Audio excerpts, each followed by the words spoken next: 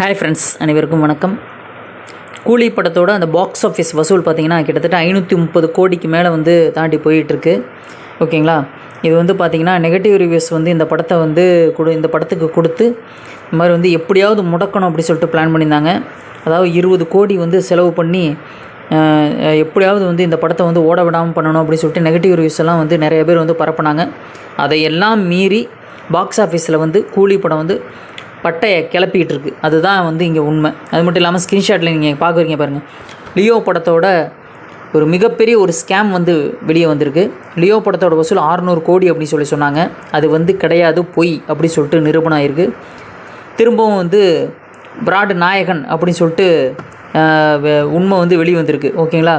அது மட்டும் இல்லாமல் ஏன் வந்து ஸ்கேம்னு சொல்கிறோன்னா, இந்த படத்தோட வசூல் 600 கோடி அப்படின்னு சொன்னாங்க.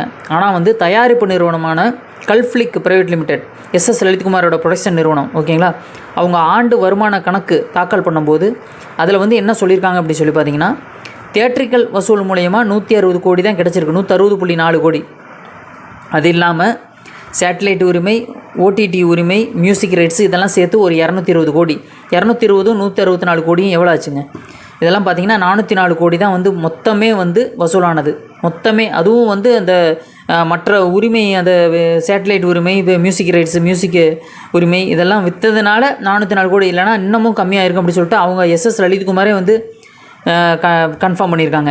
ஓகேங்களா? கல்ஃப்ளிக் நிறுவனம், அவங்களோட தயாரிப்பு நிறுவனம் கல்ஃப்ளிக் நிறுவனம் வந்து ஆண்டு வருமான கணக்கு தாக்கல் பண்ணதில் இதுலேருந்து என்ன தெரியுது அப்படின்னு சொல்லி பார்த்திங்கன்னா, மிகப்பெரிய ஸ்கேம் வந்து நடந்திருக்கு. தயாரிப்பு நிறுவனம் வந்து 12 நாட்கள்லேயே வந்து 540 கோடி அப்படின்னு சொல்லிட்டாங்க. ஓடிடி வெளியானதுக்கப்புறம் 60 கோடி சேர்த்து 600 கோடின்னு சொல்லிட்டாங்க அப்போ. ஓகேங்களா? அப்போ அறிவிச்சிருந்தாங்க. இப்போ வந்து பார்த்திங்கன்னா அது உண்மை வந்து வெளியே வந்திருக்கு. எப்படியா இருந்தாலும் உண்மை வந்து தூங்காது, கண்டிப்பாக வெளியில் வந்து தான் ஆகும். என்றைக்காவது ஒரு நாள் வெளியில் வந்துடும். அது இப்போ வெளியே வந்துருச்சு. பதிலீடு கொடுக்கும் விதமாக வந்து இது வந்து ஸ்கேம் வந்து வெளியே வந்திருக்கு, லியோ படத்தோட ஸ்கேம். இந்த வீடியோ பற்றி கீழே கமெண்ட்ஸில் மறக்காமல் பதிவு பண்ணுங்கள்.